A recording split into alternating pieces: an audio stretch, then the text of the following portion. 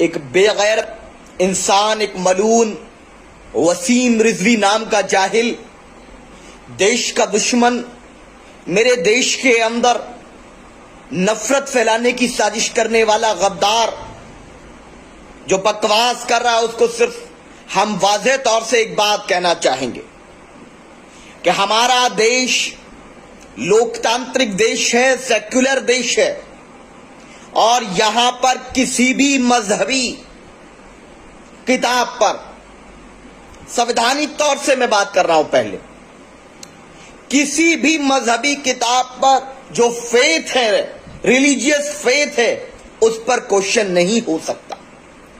दूसरी चीज कि तू मुसलमान तो है ही नहीं, हम तुम्हें मुसलमान नहीं मानते, हमसे मुराद तुम्हारे जैसे के अलावा तमाम मसलब मकतब व फिक्र के तमाम लोग तुझ जैसे जाहिल को मुसलमान नहीं मानते।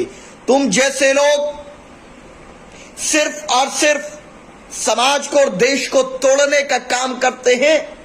चंद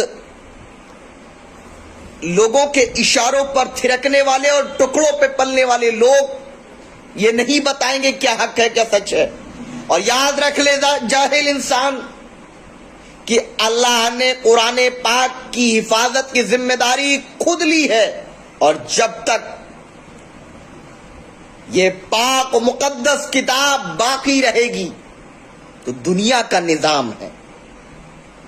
और हमें जो दुनिया का निजाम प्रॉफिट मोहम्मद सल्लल्लाहु अलैहि वसल्लम ने बताया, उस पर मुकम्मल एतमाद है।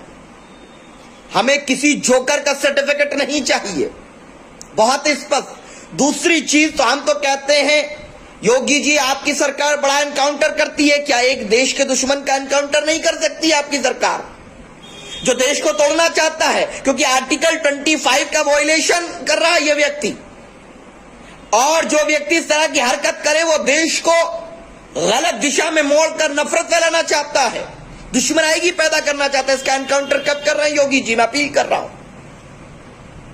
और याद रखिए, ऐसे फितने हमेशा सर उठाते रहे हैं, लेकिन न आज तक कोई कुरान पाक के अंदर तब्दीली कर सका न कर सकेगा।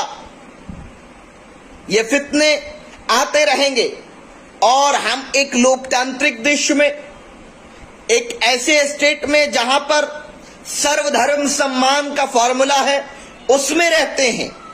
और रिलीजियस फेथ पर सवाल करने की किसी की हैसियत कैसे हो गई, इस पर कार्रवाई न हुई तो आने वाले वक्त में लोग तमाम तरह की बकवास करेंगे जो बहुत ही खतरनाक है।